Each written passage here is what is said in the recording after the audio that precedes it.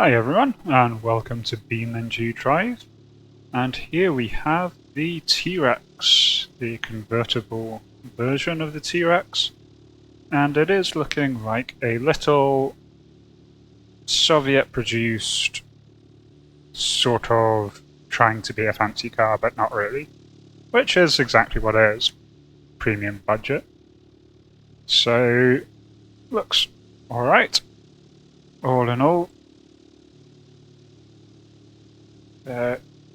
everything works. Headlights are always a bit bright going from automation to BeamNG. I don't really know what's going on there, but something doesn't quite translate very well.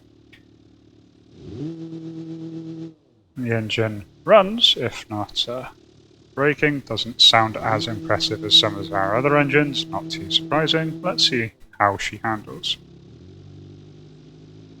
This is automatic. We put in on this one.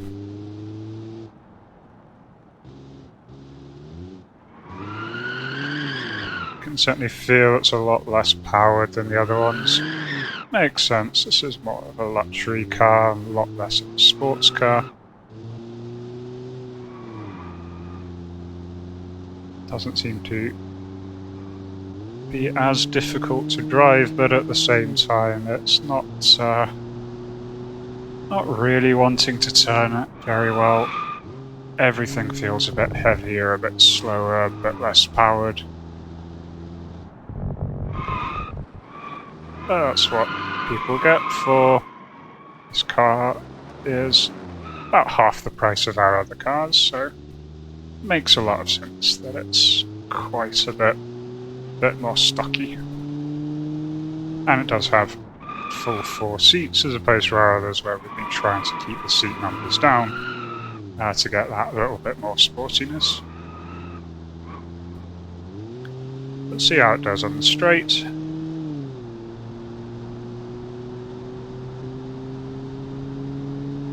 It's not accelerating great, but it is keeping going. Now we're going to cap out over 100. Made 110 for turn. And it turns pretty decent. I've not spun it out yet, which is a small miracle, as I'm sure you all know, having watched me in the past.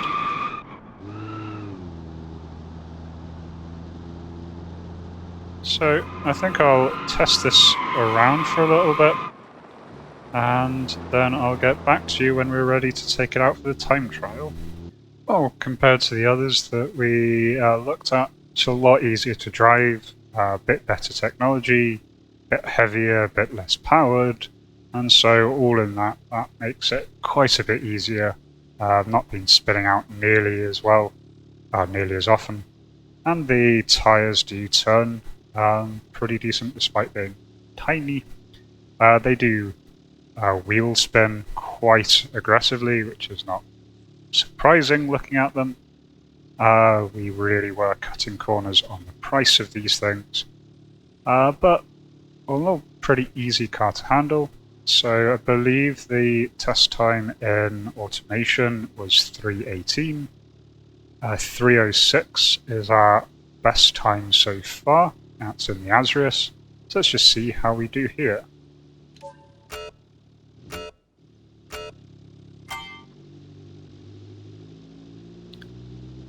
So, biggest difference between this and the previous ones is it's just not like accelerating at all.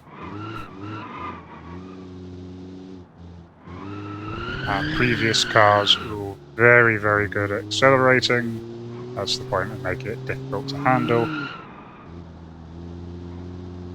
This one just doesn't like to get moving. It's alright at keeping its speed once it has got going, but just the underpowered engine compared to the weight of the car just means that I can't get that same kind of start.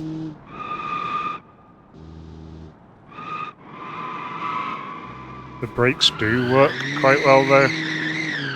Compared to our previous ones, this does stop a lot quicker and a lot more smoothly. It does tend not to spin out when I touch the brakes.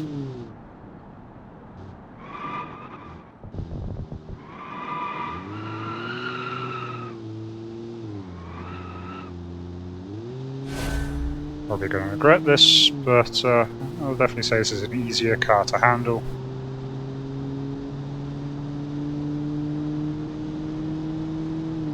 As long as it's going downhill on a perfectly straight section, it can get up to quite a bit of speed.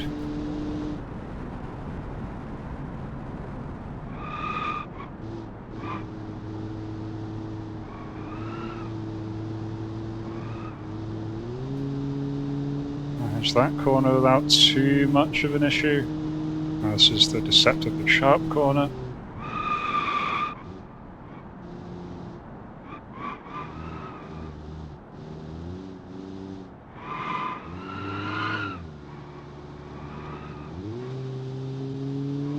Got through that okay. Now we've got the next straight leading up to the chicanes.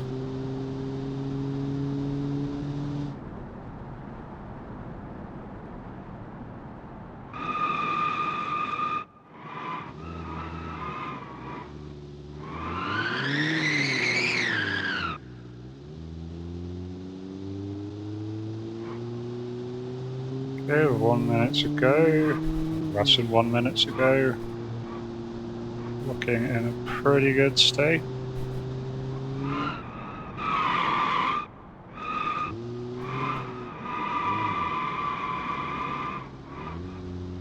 Here and there, every time I try and turn, back wheels begin to skid out.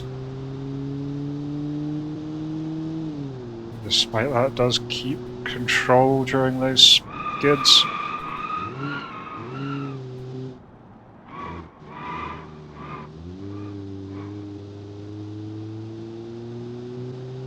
And a final corner here. And the last straight.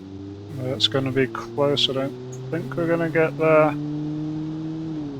18's there. 19. 3 seconds behind target. So all in all, that puts us second place so far. So the Azrios got that time of 3:06. The Loyal got the lower time. So we're in between the two. That's the closest I've come to the actual automation test track time. That's really more just due to this car being a lot easier to drive. The others were more drivers' cars, racer cars. This one really doesn't take that much skill to handle and drive around. So now I'll add this one to the Google Drive so you can test it out yourself. It's a pretty interesting car, nice and easy to handle if nothing else. So anyway, that is the T-Rex. So now we're going to pop back into automation. Catch you all there. Hi everyone, so here we are back in automation, where we left off. And so just as a reminder, the Azrios' new facelift has just been completed, and it's making some really, really nice profits there. We're getting 5.87 million a month in profit. And we've got a pretty even sales between the convertible sports and the light sports model, both making us a nice chunk of money there. T-Rex is midway through its production. That will be coming out early 68. Right now we're getting a couple of pre-order sales. Nothing much. People don't really want to buy a new car 3 years ahead of when it's coming out. So we need to do another facelift for the Azrios, because it's going to be a little bit of time before we can fully replace it. So looking at the tech tree, I'm quite interested in these cars here as the Azrios replacement. So this little line here has really quite good body, so 2.3, nice and small, like we like it for this market. It's only got one seat row, but that's fine. We've got hard top and soft top convertible types, which is exactly what we want to get the best price out of what we can put in. And so when these unlock, we'll be replacing the Azrios. That's still a few years away, so needs about 3 years until this unlocks. We are a bit ahead of time. So between then and now, I think we're going to put together a new facelift here. Mostly take advantage of the manual 5 drivetrain, as well as some upgraded braking and so on. In terms of marketing, incidentally, I'm going to put a tiny bit of marketing into Arana. They do have a tiny premium budget market, and so we'll just get a little bit of that going up ahead of the launch of the T-Rex. Gazmia should be coming online in 5 years, and that should be a really big market for us. It's got a huge power percentage, so 68% of the car market is in Gazmia, so it should be able to sell very nicely into there, and they like all sorts of cars. So anyway, let's jump into the Azrios, and we can kick things off with a new facelift. This is going to be our 65 facelift. And just before, I want to start things off by having a look at the engines. Let's go for the fanciest engine first. This is our upper end, the injection style engine. So I've made a few tweaks to this engine. Put in the straight through mufflers. They're going to take us a little bit of engineering time to get right, but they're just better for this kind of car. They're a little bit louder, but better performance-wise. Big difference is I've put in a little bit extra quality into the top end here. And that's giving us really quite a massive boost to both horsepower and torque. So horsepower is going up from 274 to 324, so getting an extra 50 horsepower out of this. It is going to make the engines more time-consuming to build, and so this is going to push the price up. That's okay, this is our top-end model. I think that's going to be worth it for these. Definitely not going to do this with the cheaper edition. I think this is going to be quite a good improvement. And you can definitely see there the performance index has gone up quite a bit. Interestingly, the material cost has come down a tad. I think all in all that's going to be a good balance for us. And just a tad more tweaking, I realised we added a little bit of RON to spare. I've pushed that up to 331, so even more oomph there. And we're now revving nicely to 7,300 without any valve float. You see the torque curve's actually pretty nice over this range here. Power curve is still pretty pointed, but that's fine. This is a sports model. It's not really managed to do too much with the cheaper engine. We could go for straight through. That does increase the cost, and this is supposed to be our cheaper one, so I'm just going to keep it on baffled and baffled for now. I'm actually put in none and baffled just to save a little bit off the price there. It's not a huge difference to what we're putting in. And I've not increased the quality of anything, so I don't want to bump up the cost. Decreasing the quality doesn't really save us much, so I'm not going to do that. So there's a slightly improved variant there. This is our convertible sports variant, featuring a higher end engine. And so I'm going to see what we can do here. So here we are with the new design. And we see we're getting really good numbers. This was a little over 200 competitiveness before. In convertible sports, we're now getting 466. Track is still amazingly competitive. Convertible sports budget would still like it, even though they can't afford it. So what we've done is changed a few things. We've gone from 4 to 5 gears. It required some more balancing. They're really happy with the new balances there. Braking, instead of having the 1 piston, I've gone for 2 pistons. What that's allowed me to do is not only reach the grip force here, so both front and rear braking is right at the grip force, but I've managed to lower the pad type so it's a little bit more comfortable and reduce the size, so we are a little bit cheaper than we were before. In aerodynamics, we've had to add quite a bit of extra brake airflow to improve brake fade. Interior stayed pretty much the same. I've gone from standard 50s to standard 60s. safety. There's really not much difference between the two of them. This just gives us a little bit extra safety, and so we can get just a little bit longer life out of this. I've also taken out the progressive springs and put them back to standard. Convertible sports market actually prefer that, and lowered the ride height right down. So this is now a very low riding car, looking quite the roll of that sort of very fancy convertible sports. And as we can see here, it's hitting the markets pretty much where we want it to. Right on convertible sports, which is our big seller. It is still classed as light sports, although it's not very affordable for that. But for light sports premium, it is also pretty good there. And also is capturing some of the sport market. So also want to do the same with the light sport variant. See what we can get out here. So here we are, the new improved Azrios, the light sport variant. So you got pretty good stats here.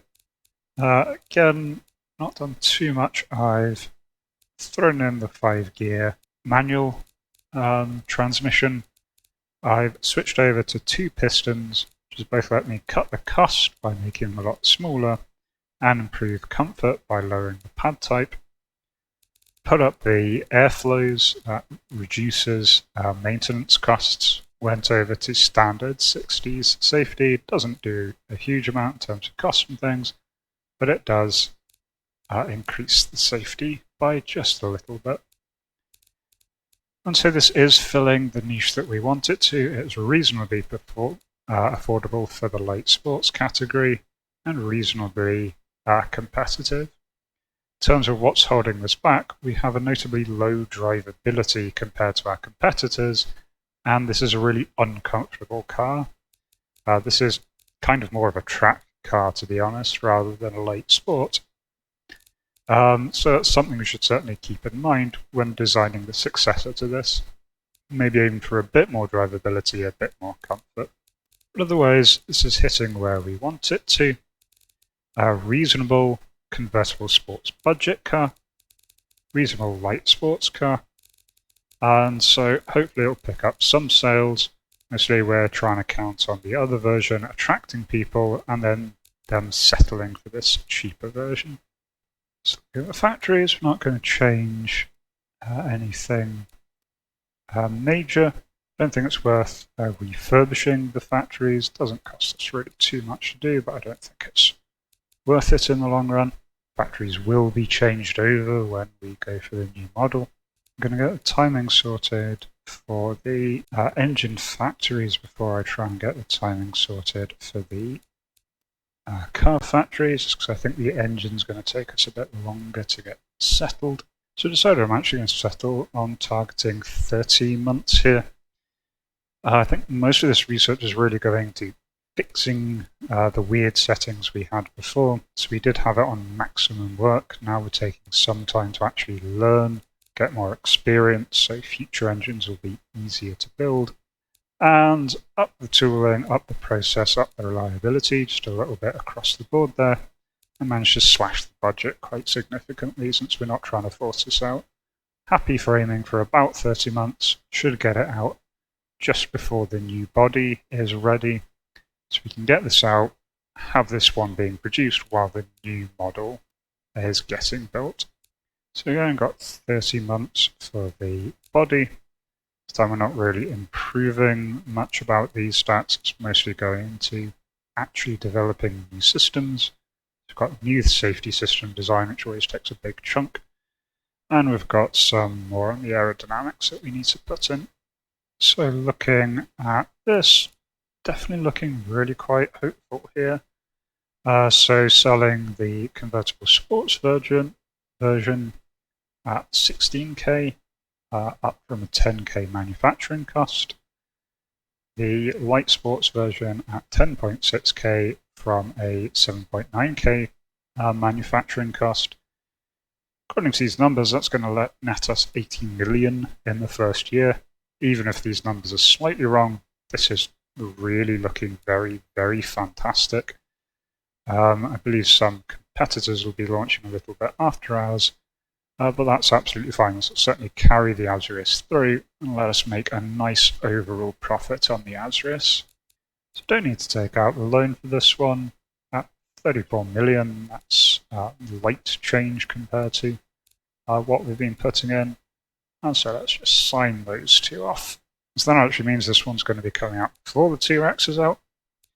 So just as previously, I'm going to fast forward time until either the Azrios Facelift is out or or any other events pop up. So here we are a few years later, and things are looking pretty good. New release of the Azrios has come out, and it's still making decent profits there. Convertible Sport is really very favoured amongst a variety of categories there. And the light sports category is also selling quite well, a little bit cheaper. And so that's getting us 2 million a month. T-Rex is almost out. And we're starting to make some really big pre-order sales there. It's actually competing with the Azrios. And we did take out a huge loan, which we are now going to have to be paying off. 19 million a month. So was what we're getting in on the loan. When this finishes, that's when we've got to start paying that loan back. Now we have researched the new bodies here, and so we do have this 2.3 meter wheelbase. Just looking at our technology, we've got inline 5, which I don't think we're going to be worrying about. Still going for the V engines for the fancier set of cars. We do have some other upgrades here. Hydroelectric cast. We've now got the gas monotube. I don't think it's worth waiting on any of these techs. I think we should just start on getting this new model out. The Azrios is doing well, but it has been out for a little bit of time. It's 10 years old at this point, and so let's see if we can get its replacement in the works. So Z, I think we're going to be going for this one. There is a similar one that came out in 1969. It's just a little bit smaller. I think we're just going to get a bit more comfort going for the larger version. The cabin size is significantly higher, and so that should help. It's not that much bigger, not that much heavier, but just having that extra space I think will help us with our comfort, which was awful on the Azrios. And for this one, I am going to go for aluminium. Actually, for this one, I'm going to go for monocoque chassis. The difference is that the engineering time is much more, which is obviously a downside. But it's actually less production units and less weight and more safety.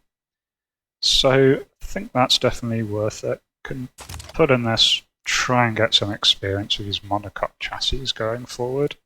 Actually, I am going to go for the fiberglass material here. I'd love to go for steel, but I still don't think we're quite there with being able to mass produce it. Big downside with this is the material cost is a lot higher. Safety is lower. That should be absolutely fine. We are saving a bit of material cost on the chassis. Let's go for a nice light car here. Very fitting with our light sports car aesthetic. And I'm just going to go for steel for the chassis type.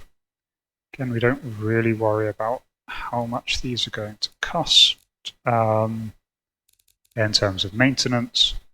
These are fancy sports cars. Interestingly, for this engine, this is no longer an option to put this one in the front. You can either put this in the middle or in the rear. And here I'm not too sure which one to go for, actually. Mid-longitudinal has a lot going for it, as does mid-transverse, but rear longitudinal would be cheaper to produce and have a higher cooling capacity, but be less sporty and less drivable. I think I'm going to go for the mid-transverse placement, mostly for the drivability bonus. We'll just see, because that does come at a cost of the cabin volume. Since you've got an engine there's less room, so we'll just have to see. Might need to play around with this. I'm definitely going to go for double wishbone, double wishbone. I'm really wanting to make sure that we get that comfort value as high as possible. So I do know that this car is going to be called Pebble, and Pebble has asked that he get a big engine, so I think I'm going to do a new engine project. See what kind of size engine we can fit in this thing. Since we do have a really light car, I don't think we need to go for aluminium for the engine, although I'll keep an eye out on that. So we wanted the biggest engine that we could get, and so we've got this 6-litre engine here. This is the largest that will fit into this car. The limiting factor is the length of this, but still 6 litres is a big upgrade on what we had before, so let's see what we can do with this. I'm thinking about getting the forge works for our factory, in which case we can get a number of new upgrades here. Really going for a forged engine base there. Should be quite interesting, can get quite a lot extra out of it. Start off a little more sporty. We know we're probably going to go for that. We still don't have any kind of turbo. This is going to be our fancier one, so we'll definitely go for mechanical fuel injection and probably the race engine. Definitely super leaded fuel quality.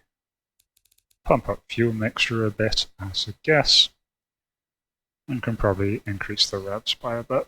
Long tubular with duals go well, and I'm also going to go for the double straight through. So that's actually looking pretty decent. It's absolutely not balanced right now. I have to play around a lot. That's already putting out the same kind of power we had before, so let's just see what we can do with this. So after playing around for a little bit, I arrived at this as our engine. So we're getting 418 horsepower out of it. I ended up going for forged. The main difference is I went for forged steel as opposed to forged steel flat plane. The big difference between those two is the smoothness value. Flat plane's a little bit cheaper, but not by much. But the regular forged steel is just a whole lot smoother, and that's really going to improve the comfort and drivability of this. We do need forged components, otherwise really the conrods, anything lighter than this, is having issues. Equally the pistons, if we start taking that down, we have large issues with them just not being strong enough. I'm actually going to go for performance over race here. So in terms of the service cost, it's so much cheaper for really not that much of a difference in horsepower we lose. 4 horsepower, so that's 1% of our horsepower, but we cut off a good sort of 30% of our service cost, so I think that's going to be worth it. And we're going straight through. Just comparing this to where we were on the last engine. Not revving nearly as highly as we were before. We might be able to get back to that with some improvements. But we are certainly getting a lot more horsepower out. So before we were about 300, 330, we're now at 410 horsepower, and the torque has just gone through the roof. We were at about 360 Newton meters. We're now all the way up at 560. Much better torque, much more horsepower. Really looking quite good as an engine. Hits pretty much spot on the same volume as the previous one, but much higher performance index. It's a little bit heavier, but not as much as you'd think. It's going from 4 litres to 6 litres, and I think that's our materials there. It is a lot more reliable though, and is actually cheaper to maintain, although not cheaper to produce. So a bit more expensive, it's fine. People have more money as we go on, so we'll see. I think this is a pretty good one, and let's just see what it sounds like.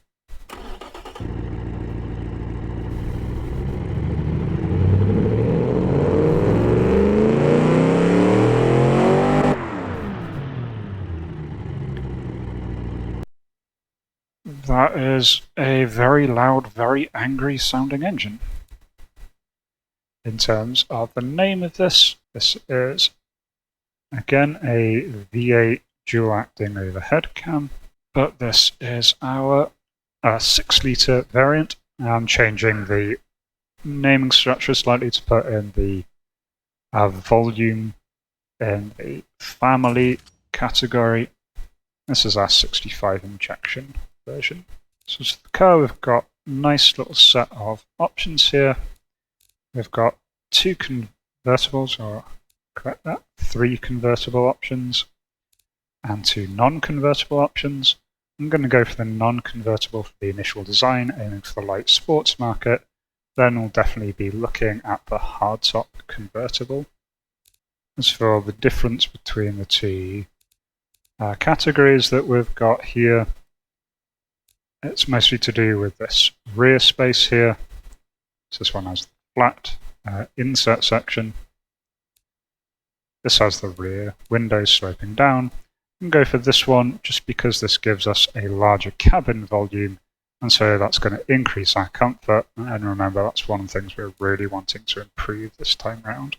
So we're wanting manual for the sporty versions, no differential, radial tyres.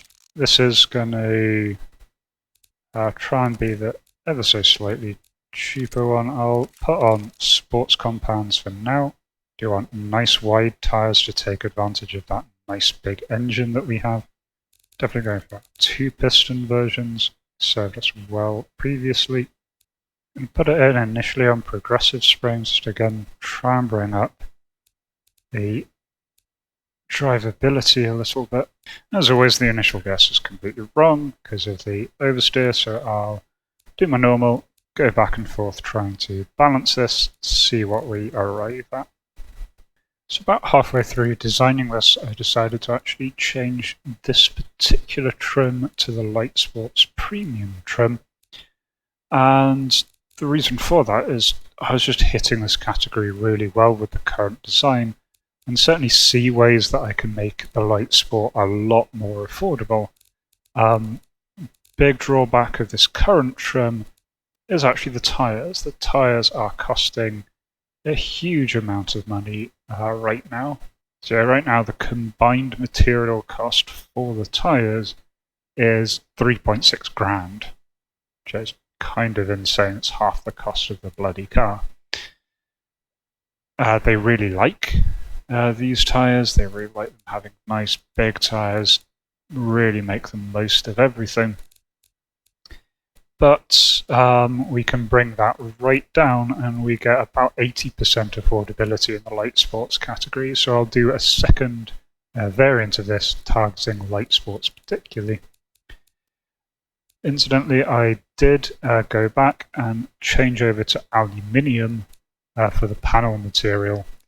They just preferred that. All in all, they wanted that extra little bit of safety over the not too much difference in speed. And incidentally, I did put in a rear wing on this one just to give it some downforce to help it with high-speed steering. This just improves the high-speed steering characteristics as we get a little more rear downforce as the car gets faster and faster. And I've also put on a front lip onto this, and so I do need to do these now because they do have an actual effect on the car. And so we've got a front lip and a rear wing, which are helping give us some better high-speed characteristics. Both of those are implemented in BeamNG Drive, so hopefully this will make it a little easier to drive there. So in all, this category is really liking this car. They absolutely adore it. You can definitely afford it. So comparing it to other cars in its market, it's a little bit less comfortable. That's fine. Much, much more sporty. We are absolutely killing it on the sportiness. Really much more prestigious as well. It's a really nice flash car. And really, it's just suffering on a few things we don't care about. no off-roadness, poor fuel economy, things like that. So I did go for magnesium-rimmed tyres on this one. Again, going for the Light Sports Premium. Just played around with the braking a little bit since we've got better grip now, and increased that a little bit more than it was. Needing a lot of cooling airflow and brake airflow to keep down maintenance costs. In terms of interior, since I was going for the Sports Premium, did Light Sports and Premium AM radio. No power steering, standards, safety. We are using these gas monotubes. So I think that's a nice initial car. I think I'll be doing two additional trims, I should say, for this one. I'm going to do a regular Light Sports one where I'm trying to bring down the cost a fair bit in a number of fields.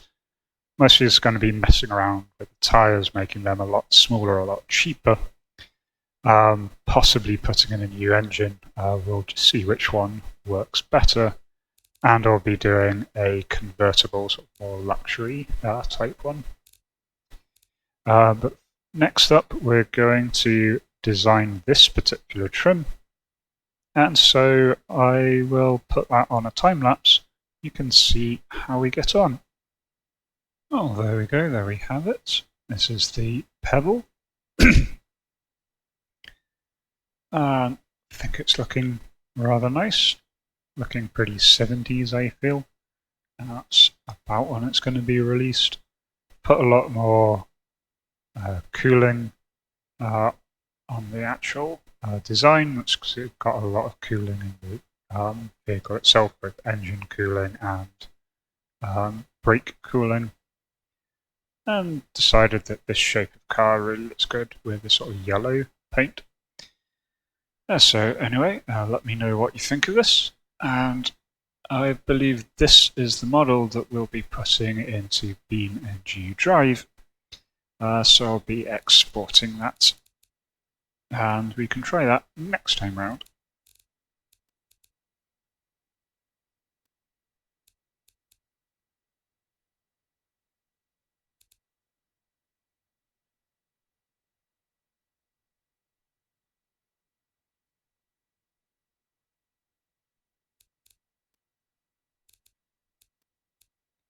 Before we do, let's just take this around on the test track. Don't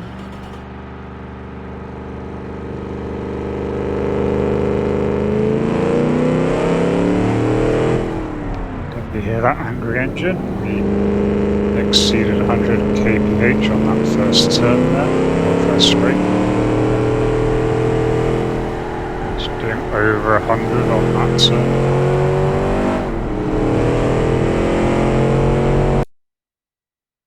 We got a time of 2:15, so that's coming well down. This is looking really quite good. Got a top speed of 263 kph. Some really good acceleration values here. Looking pretty good all around. So I think this is a very good car. We'll just have to see how well it sells. That's probably a good place to actually leave off for this episode.